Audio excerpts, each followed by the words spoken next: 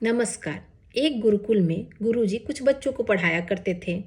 उनमें से कुछ बच्चों की पढ़ाई खत्म हो चुकी थी और वो अपने घर वापस जा रहे थे। गुरुजी ने सबको बताया कि अब क्या करना है, क्या नहीं करना है आगे।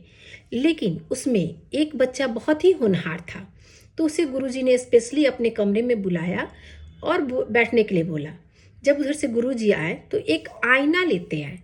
आईना देख के बच्चा सोचा, गुरुजी आईना में क्या दिखाना चाहते हैं। गुरुजी ने आईना उसे दिया और कहा कि इसमें तुम जिसका भी चेहरा देखोगे उसके मन में क्या चल रहा है, क्या भरा हुआ है, ये आईना तुम्हें दिखाएगा। बच्चा घर गया और घर में जाके उस आईने से अपने माँ का चेहरा देखने लगा। उसके माँ के मन में बहुत सारे मैल दिखे। फिर वो अपने पापा के पास गया। पापा को भी उसने उस आईने में देखा तो उसके पापा के मन में भी मैल दिख रहा था। फिर उसने अपने भाई को देखा।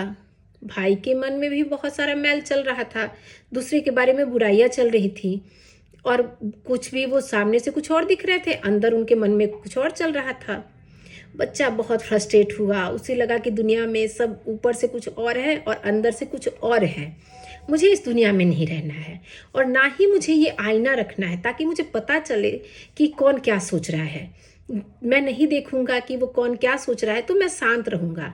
जब मुझे पहले ही पता चल जा रहा है कौन क्या सोच रहा है तो मैं बहुत परेशानी में रह रहा हूँ।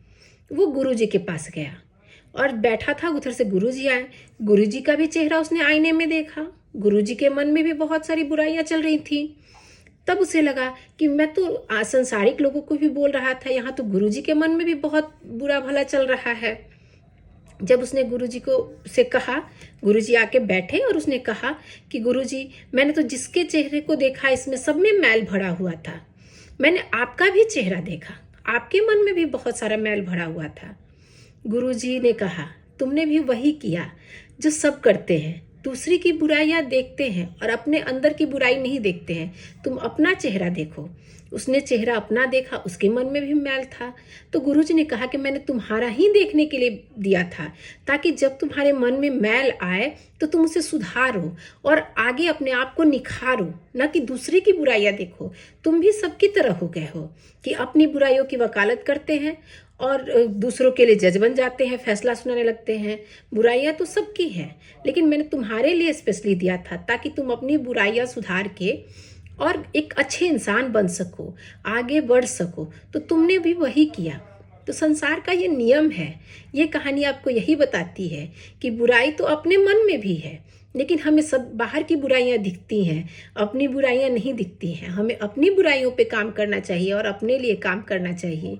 धन्यवाद।